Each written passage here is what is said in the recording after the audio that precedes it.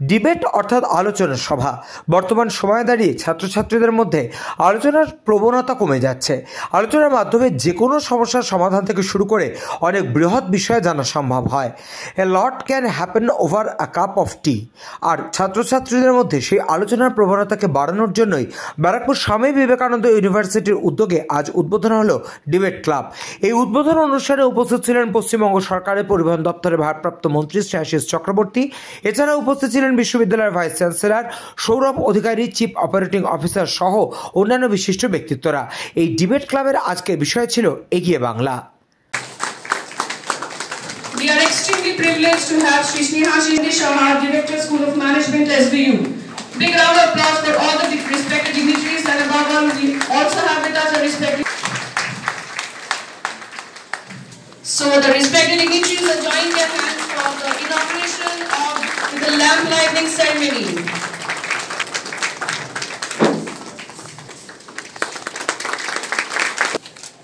Minister in charge, Department of Transport, Government of West Bengal. The word by our respected VC sir to Shri Snehashish Chakraborty. Big round of applause everyone.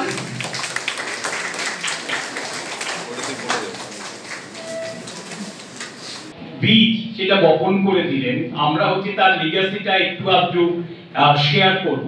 আমিও বেশি কিছু বলবো না, কিন্তু একজন কমার্সের হচ্ছে তাৎক্ষণিক, মানে যিনি বলবেন তার সঙ্গে আমাদের যদি সেই সম্বন্ধে জ্ঞান থাকে, আমরা তাকে অ্যাডিশন করতে, তার ভ্যালু অ্যাডিশন করতে পারি, শেয়ার করব।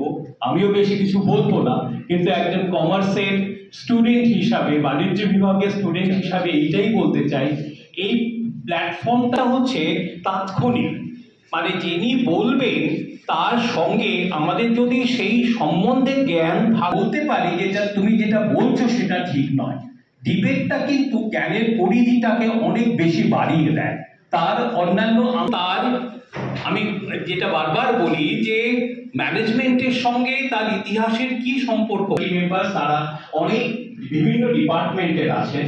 এখন আমরা কোনো সাবজেক্ট, কোনো বিষয় কিন্তু ওই সাবজেক্টের মধ্যে আমরা আমাদের জ্ঞানটাকে সীমাবদ্ধ, ইন্টারডিসিপ্লিনারি যে সেন্টারটা তৈরি হয়েছে, দিস ইজ দ্য বেস।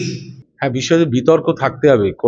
অনবরত সামাজিক যে পরিবর্তনগুলো আসে, সরকারি যে সিদ্ধান্তগুলো আসে এবং সমাজের বিভিন্ন ইস্যুস তৈরি হয়, সেই ইস্যুসগুলো সমাজের পক্ষে ভালো কি খারাপ এই নিয়ে ডিবেট করা দরকার এবং আমাদের ছাত্র সমাজের মধ্যেও সেগুলো নিয়ে ডিবেট চলতে হবে। ডিবেট করতে গেলেই তাকে কিছু জানতে হবে, পড়তে হবে, লজিক তৈরি করতে হবে, যুক্তি সংগ্রহ করতে হবে। সেই ডিবেটের মধ্যে থেকে একটা গ্রহণযোগ্য বিষয়কে আমরা বেছে নিতে পারবো যেটা সমাজের পক্ষে ভালো হবে। এই যে অনবরত বিভিন্ন ধরনের বিল আসছে, সেন্ট্রাল বা রাজ্য আনছে আইনে পরিণত করার জন্য, সেগুলো নিয়ে ডিবেট হতে পারে। অনবরত কত সামাজিক ইস্যু আছে, পরিবেশ সংক্রান্ত আছে, কত কি আছে, সেইগুলো নিয়ে ডিবেট যত হবে ছাত্রছাত্রীরা তারা সিলেবাসের বাইরেও পড়াশোনা করবে, এগুলো জানার আগ্রহ বাড়বে। এর থেকে কি হবে, সে একজন প্রকৃতপক্ষে একজন শিক্ষিত মানুষ হিসেবে গড়ে উঠবে এবং সে একজন সম্পদ তৈরি হবে দেশের পক্ষে। আমরা তো সেটাই চাই, মানব সম্পদের ডেভেলপমেন্ট আমরা চাই, ভালো ভালো ছাত্র তৈরি হোক। আমাদের এই দেশে, আমাদের রাজ্যে কত বড় বড় মানুষ ছিলেন, আগামী দিনে এদের মধ্যে থেকেই আমরা সেরকম বড় মানুষ পাবো, নিশ্চয়ই পাবো।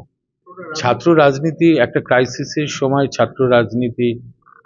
ছাত্ররা আগ্রহী হয়ে পড়ে এবং বিশ্বে যে অনেক বড় বড় যে পরিবর্তন এসছে সেই পরিবর্তনে ছাত্ররা নেতৃত্ব দিয়েছে, এটা আমরা দেখেছি।